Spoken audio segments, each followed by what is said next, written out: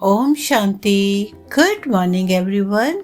मैं आशा कालरा बाबा की जन्नत से आज एक और विषय के साथ आपके सामने हूँ। वास्तव में सुखी कौन? वास्तव में सुखी कौन है? चलिए देखते हैं कौन है सुखी। एक भिखारी किसान के घर भीख मांगने गया। किसान की पत्नी घर में थी। उसने चने की रोटी बनाई थी। किसान जब घर आया, उसने अपने बच्चों का मुख चूमा। स्त्री ने उनके हाथ पैर धुलाए। उसके बाद वह रोटी खाने बैठ गया। स्त्री ने एक मुट्ठी चना भिखारी को दे दिया। भिखारी चना लेकर चल दिया।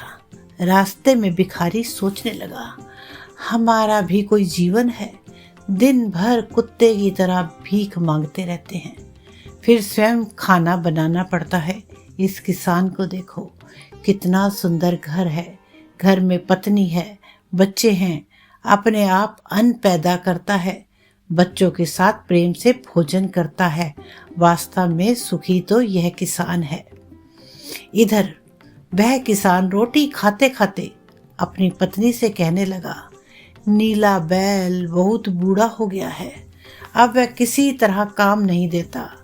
यदि कहीं से कुछ ना कुछ रुपए का इंतजाम हो जाए तो इस साल का काम चले। साधुराम महाजन के पास जाऊंगा, वह ब्याज पर पैसे दे देगा। भोजन करके वह साधुराम महाजन के पास गया। बहुत देर विनती करने पर 1 रुपये सैकड़ा सूद पर साधु ने रुपए देना स्वीकार किया। एक लोहे की तिजोरी में से साधुराम ने एक थैली निकाली और गिनकर रुपए किसान को दे दिए।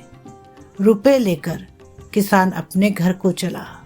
वह रास्ते में सोचने लगा, हम कोई आदमी हैं, घर में 5 रुपए भी नकद नहीं। कितनी विनती करने पर उसने रुपए दिए हैं। साधु कितना धनी है, उसके पास सैकड़ों रुपए हैं। वास्तव में सुखी तो यह साधुराम ही है। साधुराम छोटी सी दुकान करता था। वह एक बड़ी दुकान से कपड़े ले आता था और उसे बेचता था। दूसरे दिन साधुराम कपड़े लेने गया। वहां सेठ पृथ्वीराज की दुकान से कपड़ा लिया। वह वहां बैठा ही था कि इतनी देर में कई तार आए। कोई बंबई का था, कोई कलकत्ते का था, किसी में लिखा था 5 लाख मुनाफा हुआ, किसी में 1 लाख का। साधु जो है महाजन ये सब देखता रहा। कपड़ा लेकर वह चला गया। रास्ते में सोचने लगा, हम भी कोई आदमी हैं। 100-200 जुड़ गए, महाजन कहलाने लगे। पृथ्वी चंद कैसे हैं, एक दिन में लाखों का फायदा। वास्तव में सुखी तो यह है।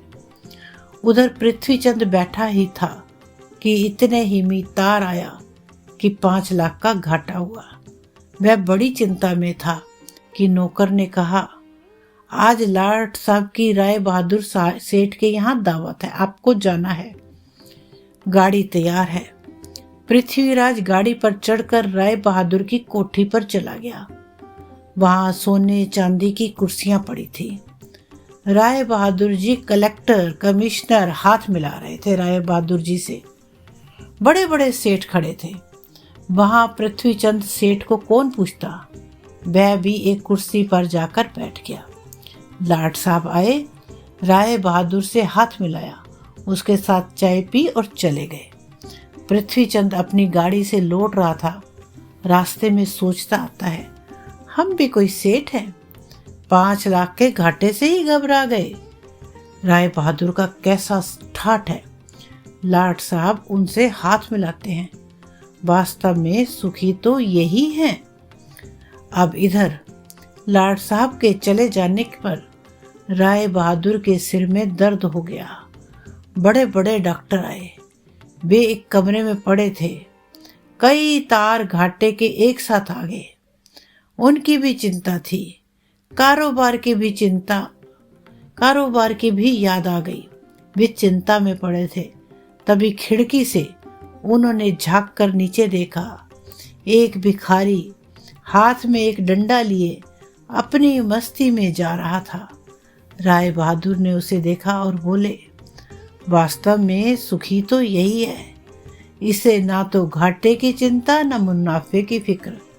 इसे लाट साहब को पार्टी भी नहीं देनी पड़ती। सुखी तो यही है।